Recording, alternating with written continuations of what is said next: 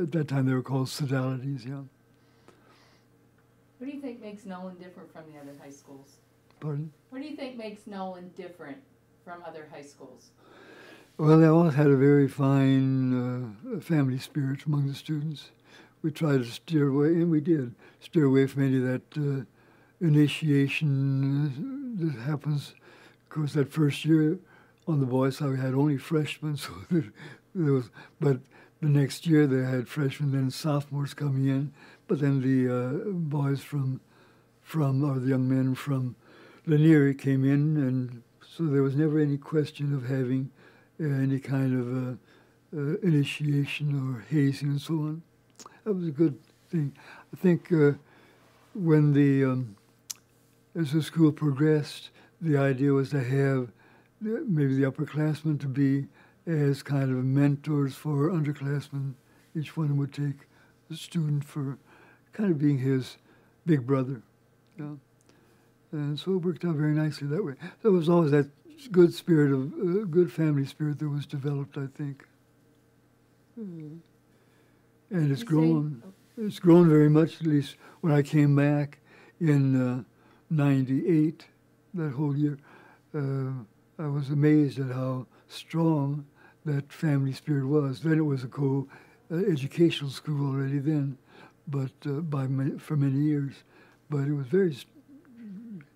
You interview. I was in guidance pretty much then.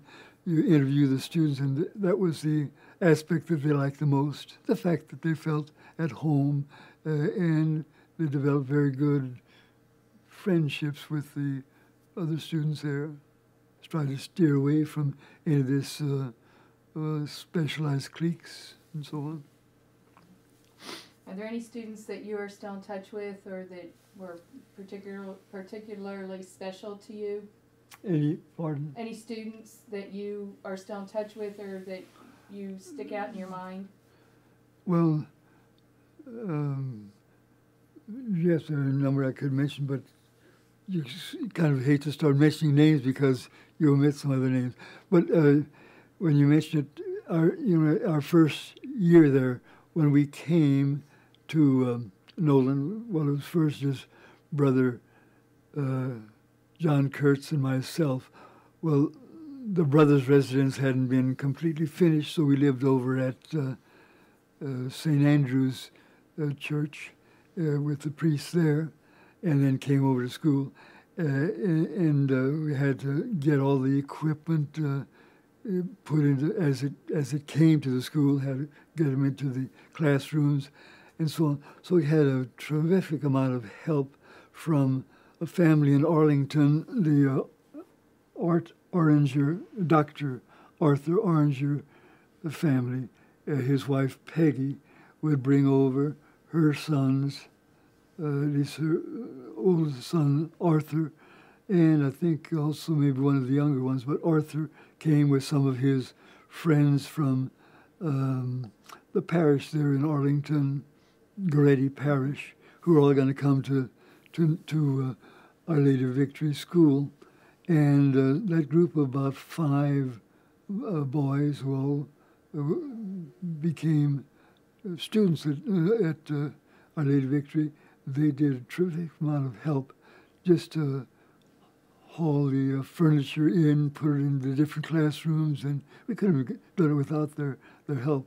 So it was a very, very good help that the Oranger family, and if I can remember all the names of the boys that came with them, it was Art Oranger, and then Pat Ireland, who later on he died. In his senior year, he joined the Army, and he died in an automobile accident before he would be sent to Vietnam. He died in the year that he would have been a senior at Nolan at that time. But he did a lot of help. And then, let's see, the names of the others if I had a yearbook, I could tell you who they were. But anyway, there were Hamilton was another one. I forget his first name.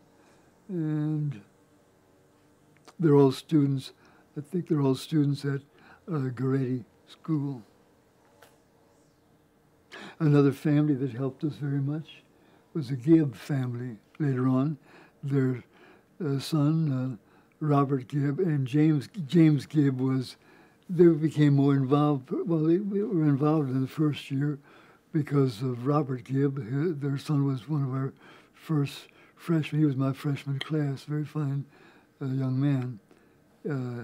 He became later on a lawyer, and when I was there in '98, his daughters, at least, were in school there.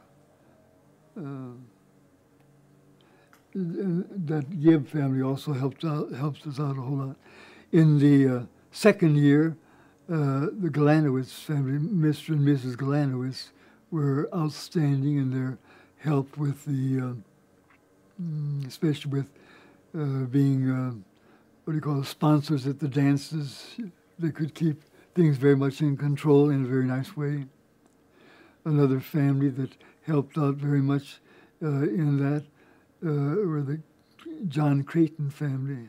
John and can't think of her name.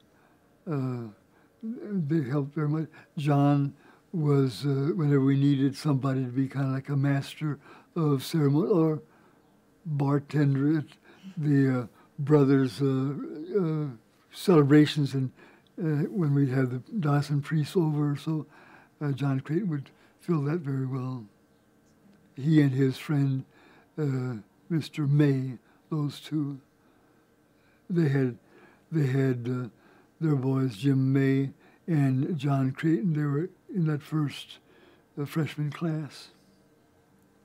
What are your... We're going to have a problem with this. It's all right. Okay. We're okay? Yeah. Okay. Sorry? What are your hopes and prayers for Nolan as we move into the future? Well, I would hope that they'll always be able to. I would hope that they'd continue having a good core of Marianist religious there.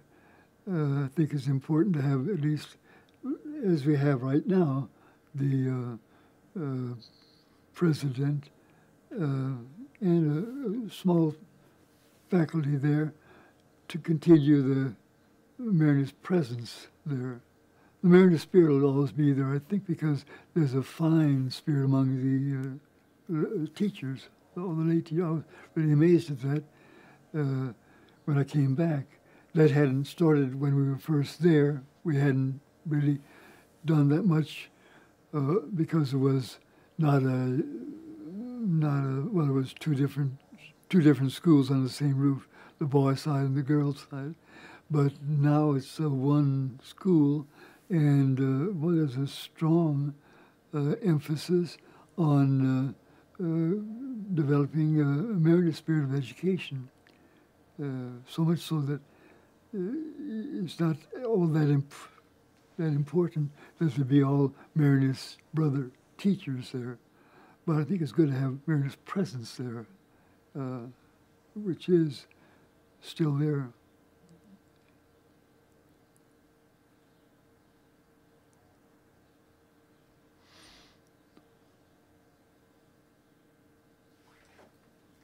Good? Thank you. Okay. Yeah.